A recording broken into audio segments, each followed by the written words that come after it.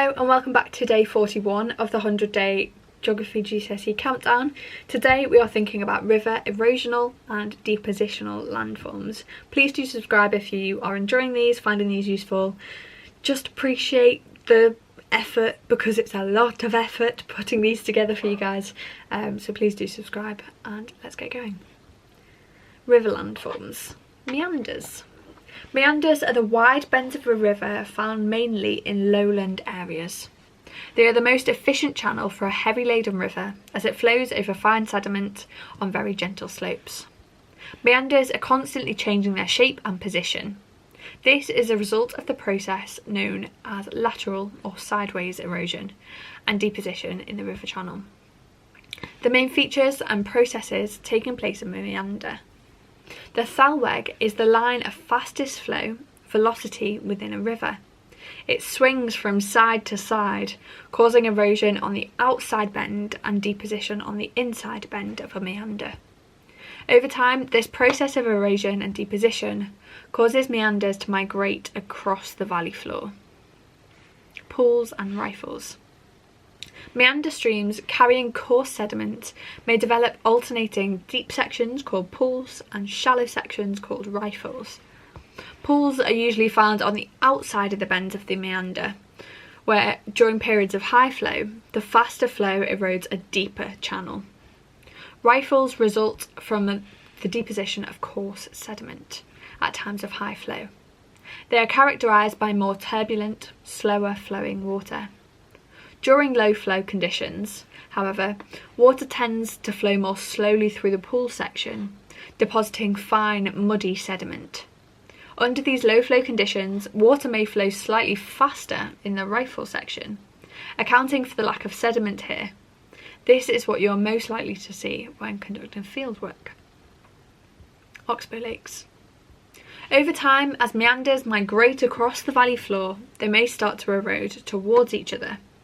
Gradually, the neck of the meander narrows, so if we draw it from here down and round, this becomes narrower. Gradually, the neck of the meander narrows until it's completely broken through, usually during a flood, to form a new straighter channel, ignoring this bit. The old meander loop is cut off by deposition and forms an oxbow lake. River depositional landforms. Floodplains and levees. A floodplain is a wide, flat area of marshy land on either side of a river, found in the middle and lower courses.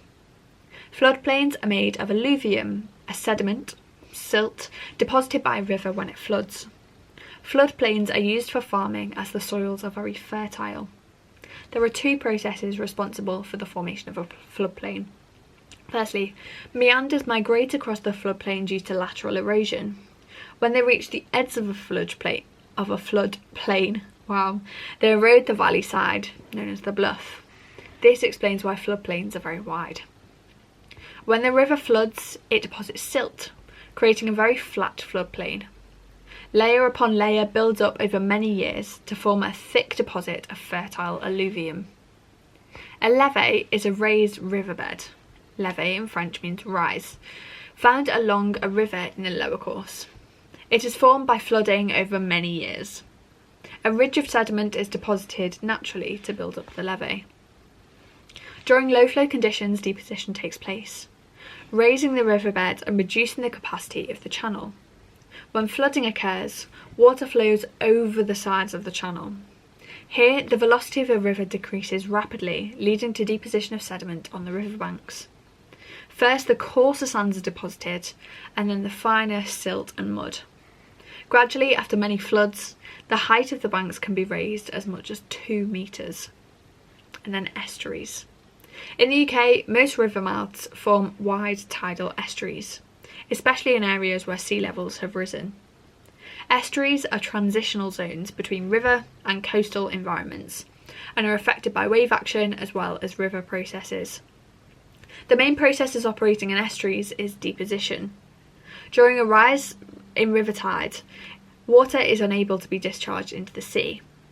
The river's velocity falls and sediment is deposited. At low tide, these fine deposits form extensive mudflats. Over time, mudflats develop into low natural habitats called salt marshes.